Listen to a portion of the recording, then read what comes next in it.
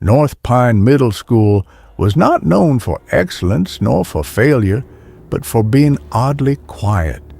Too quiet for a school with hundreds of students. It had old red lockers, flickering lights, and a boiler that hissed like a whispering voice. But the one thing everyone avoided, students and teachers alike, was the third-floor room 313. It had been locked for years, its number plate removed, windows blacked out. No one knew what happened there, only that it had been sealed after the incident. But no one could remember what the incident was, not even the principal who had worked there for 30 years. When 14-year-old Ethan transferred to North Pine in mid-March, he quickly noticed something strange.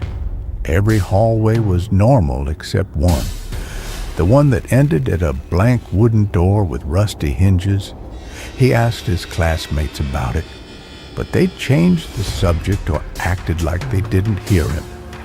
The teacher gave vague answers or simply stared until he stopped asking. The janitor, an old man with cloudy eyes, whispered once while sweeping, "Don't knock. She don't like being disturbed."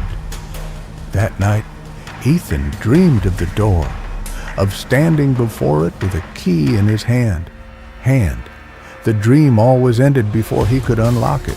Days passed, and the door drew him in like a magnet, like a voice calling to him in silence. Then, one afternoon, while helping in the library basement, he found an old wooden box behind a loose panel inside. An iron key, cold and strangely heavy. It had the number 313 etched into it. His heart raced, and without thinking, he took it. The hallway was empty when he approached the forbidden door. The school was unusually silent, not even footsteps or laughter echoed. His hand shook as he put the key into the lock. It turned effortlessly. The door creaked open, a rush of cold air spilled out, and he stepped into darkness. The room looked frozen in time. Old desks, dusty chalkboard, student papers scattered on the floor, but it smelled of wet soil and something rotting. Then the door slammed shut behind him, plunging him into darkness. He spun around, pulling the handle, but it wouldn't budge. A low hum filled the air like breathing, then a whisper, "You shouldn't be here." He turned and saw her, sitting in the back row, a girl with long black hair covering her face, her hands bloody, her uniform stained.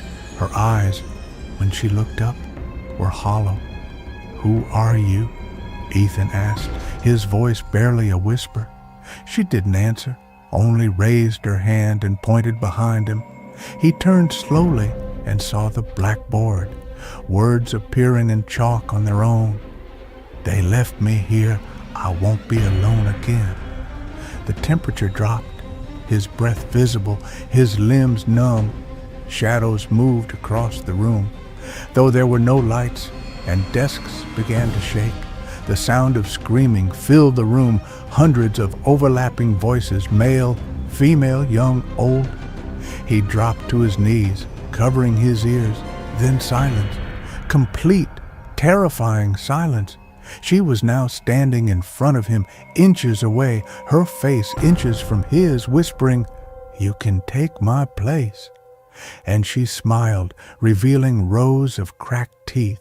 He screamed and blacked out. When he woke, he was lying in the school nurse's office. The staff said they found him unconscious in the hallway, but the key was gone, and the door to room 313 was sealed again, as if it had never opened. But he remembered everything.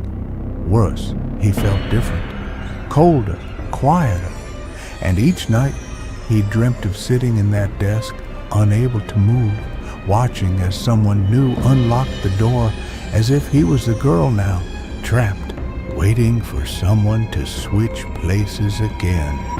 And in his dream, he whispered, "You shouldn't be here." and he smiled.